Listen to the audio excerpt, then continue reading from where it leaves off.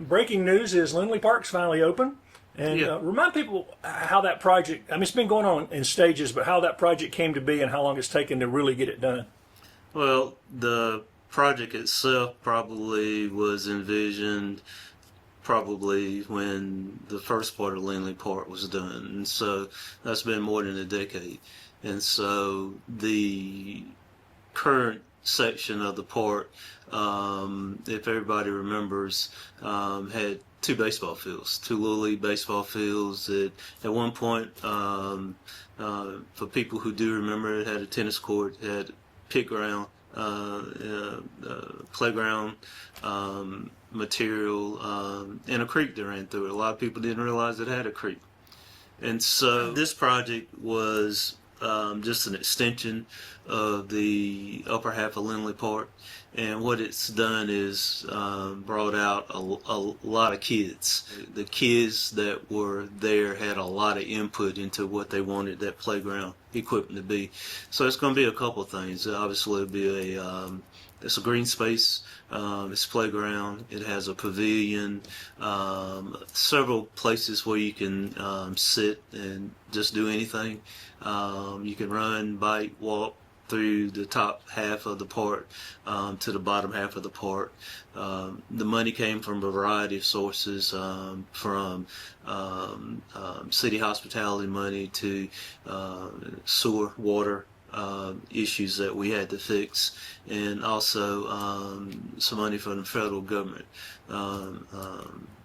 So ARPA money. So it's a project. I think it will end up being a very visible part, and I think everybody will enjoy it. Last time I asked was on target for the end of the year is Caters Lake. It's moving along pretty well. It is. I think the equipment is moving earth and doing what contractors do to make sure that the finished product is a good product. So Hiawatha Drive has been closed. It will be dead end.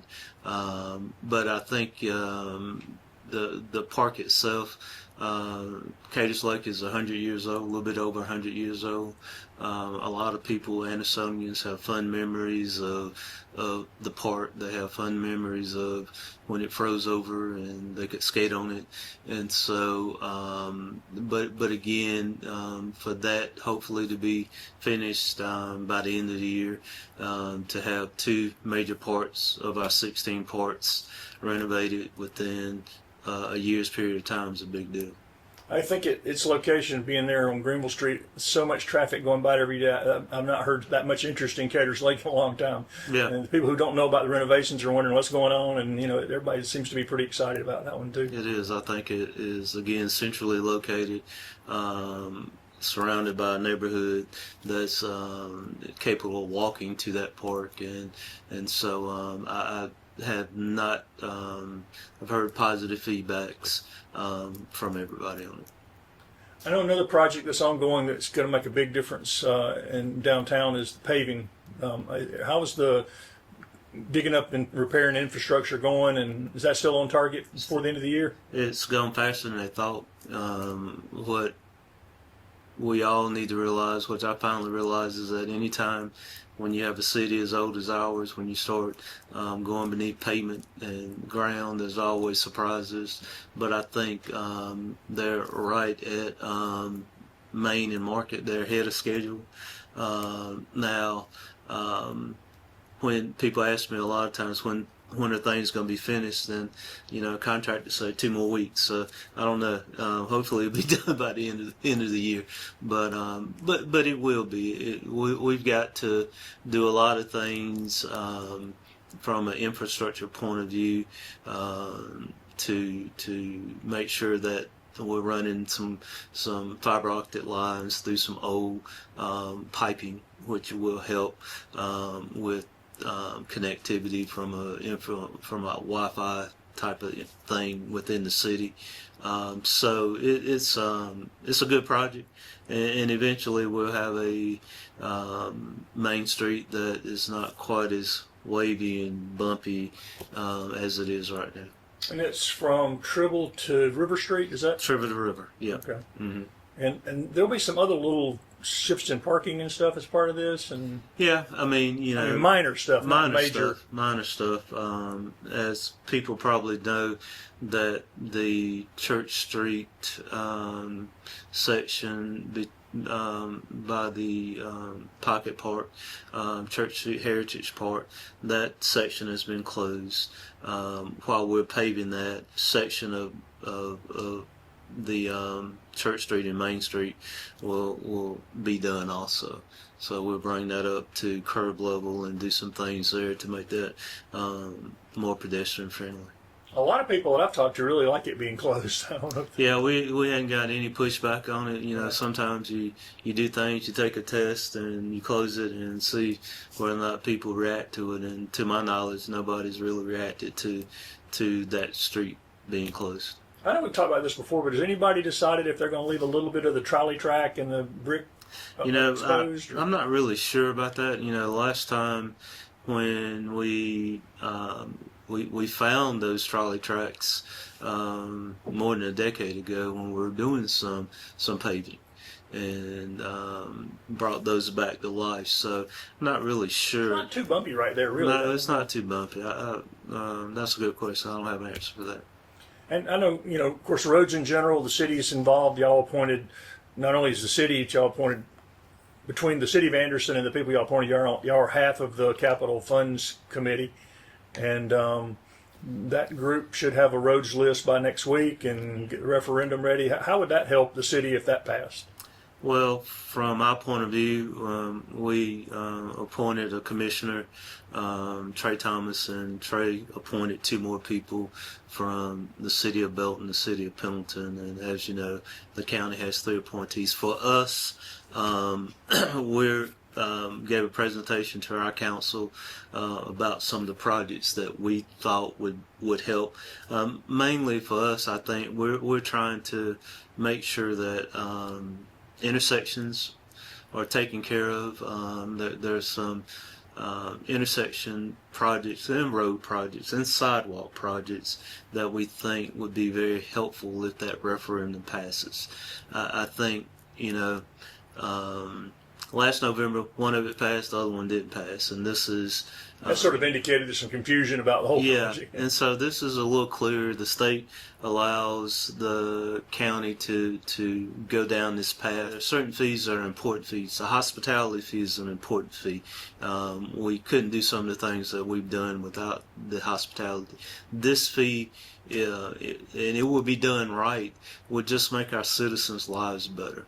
The state's gas tax was very important for our state. We raised it.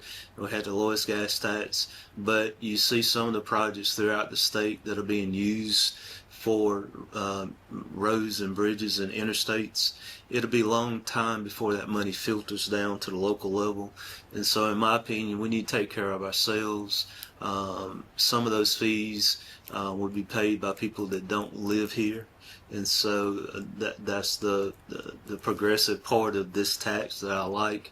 And the commission will make a decision.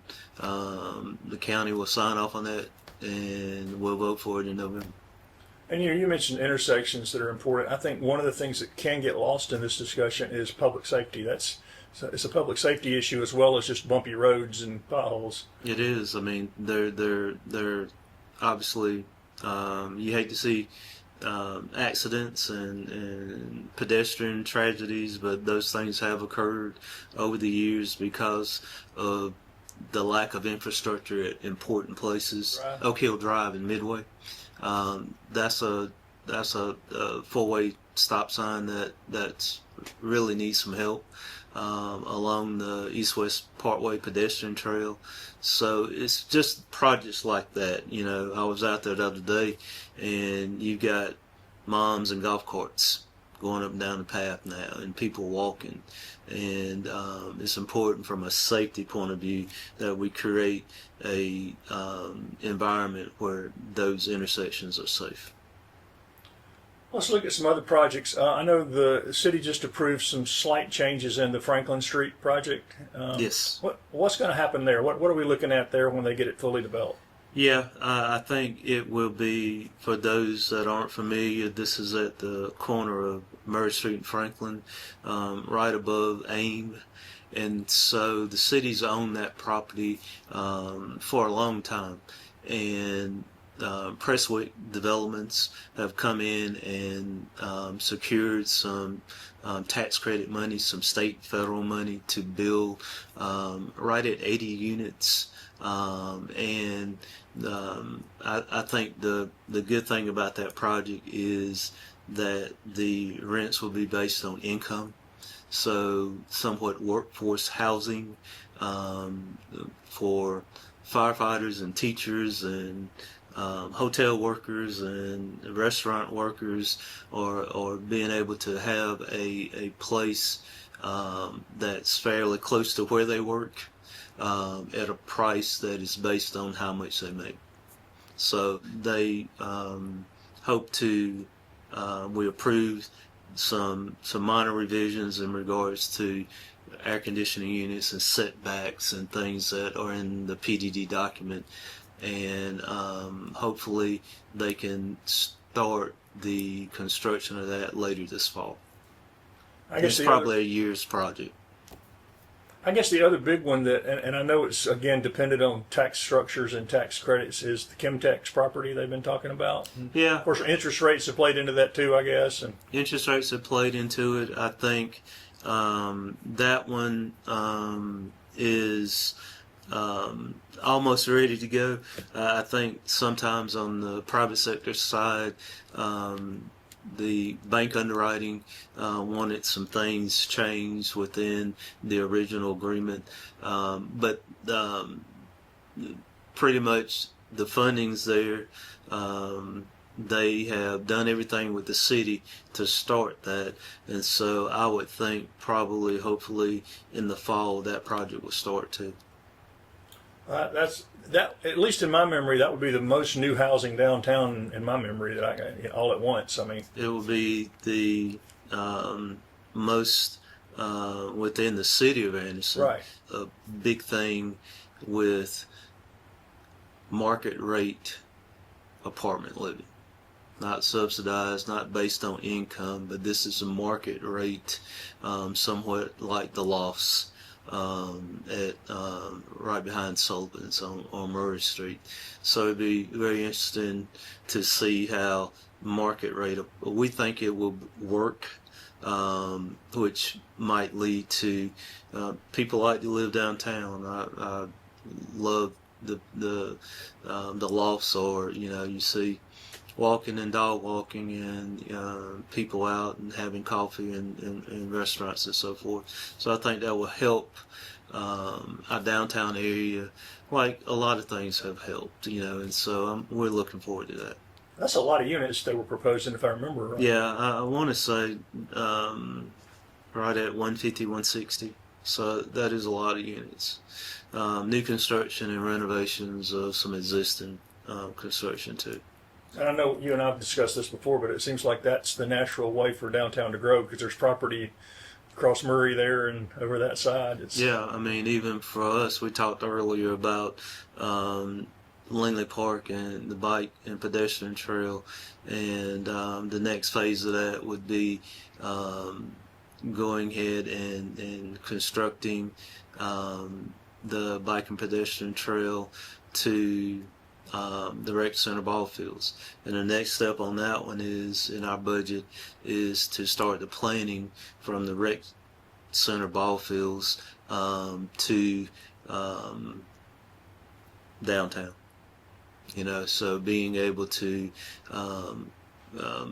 continue down toward the Chemtech property and meander our way maybe to the Murray Street Bridge.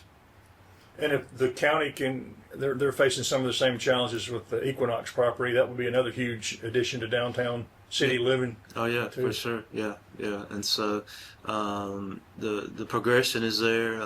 Some of the pieces are in place that we've been working on for decades. And sometimes, you work on a project for so long and then it happens. But, the planning part of it it takes a while. Talking about planning, I know the city got their budget done for the year. Are there any big challenges, any highlights of that you wanted to? You know, I think the one of the bigger things would probably be is that we were able to grow our budget without any type of tax increases, millage increases. So the growth has been there. It's almost a $90 million budget. We're able to take care of our employees in that way. A lot of capital projects, what we talked about, Lindley Park and some of the other things are in that capital project. Fire Station 4, the land has been purchased, so we'll start planning for Fire Station 4. Remind people where that'll be. That will be off the East-West Parkway, be right on the corner of, right next to the storage units, right there on the East-West Parkway. And we need to do that. Just fire again. We're talking about public safety. You know, we got to. You know, it's very difficult for our fire department at times during the day to get from point A to point B because of traffic, and so we've got to be able to cover that part of our county. So within our budget, we project a lot of 5-year capital projects, from water, sewer, to fire stations, to fire trucks, and that's part of how we bike and pedestrian trails, and so that's one way that we try to do all of this. And of course, law enforcement is always one of the biggest parts of any budget. I mean, that's things that people don't think about in the budget that's there that they sort of take for granted. Yeah, law enforcement. Just talked to some kids a few minutes ago, and we got to do law enforcement and public works and fire department. We got to take care of people. You know, that's the main thing that we have to. And as you say, one of our biggest expenses in the city are our public safety, the payroll of our public safety, and that's important. Any other big projects on the horizon for the city or for downtown? There still is a lot of activity, I think, in regards to commercial ventures. You start looking at new Panera on 81, new coffee shop right on Main Street, and so things continue to grow. People continue to move to our area. People like me and you aren't moving, and so people are moving here, and so we've got to figure out again how to plan for them and how to assimilate them within our community, within the footprint of the city of Anderson. I think, you know, recreation is important. We provide a lot of cities don't do recreation programs. The city of Greenville doesn't do recreation. We do recreation. We provide recreation to, in my mind, School District 5.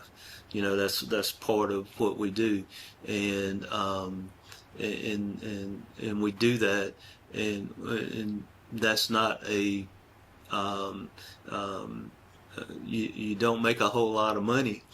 You don't make any money, but it provides a quality of life thing for our kids and our adults and our seniors. So we've got to continue to do stuff like that.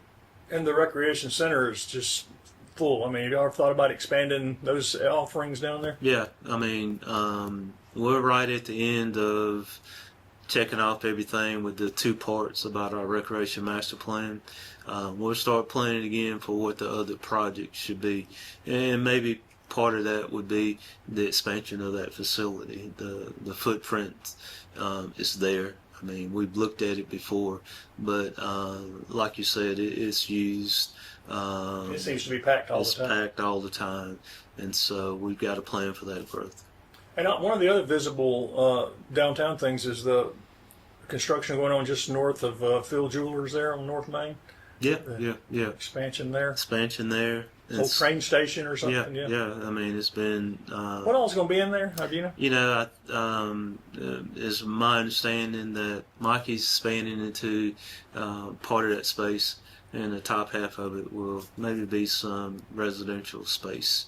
So, but it's working. They're bringing it back to its original form, and so that's all positive too. That looks nice when they come back and you see the old pictures and you can recognize the buildings. Yeah, yeah. Speaking of buildings, the building that's right across the street that the city purchased early in the year. It's an old building. You know, a lot of people have looked at renovating that building, and we all hate to tear down our history, but it's just impossible. It continues to deteriorate, and so we gave the approval to start the demolition of that building. I mean, it's shifted a little bit again over the last couple of months, and so from a public safety point of view, we're looking at probably within the next couple of months of that building going. We don't want to be landlords. From the city's point of view, we felt like we needed to secure the property, and to my mind, it has a lot of potential. And so we'll see how that develops. Yeah, it's such a location. Like I said, people who are from Anderson remember when that area was pretty busy all through there. And anything else coming up this summer we've missed? Or nope. I mean, continue to do soiree. I mean, soiree was a hit. The block party will continue. The Market Street, the theater, they did a good job with Little Mermaid. There were a lot of people there over that 3 or 4 day period of time. We'll continue to program stuff for the they city. got their 24-hour musical and maybe Shakespeare in the Park or something usually in the summer. So. Yeah. So anything else at Carolina Rim Park? Any other? No, I mean, we continue to love that space, and it gets used. I mean, the splash pad, kids are there all the time. Daycares are coming down there using it. So it's a space that allows weddings are being performed, receptions in the pavilion. So it's a spot that's been used a lot. We'll catch up again in the fall. Sounds good.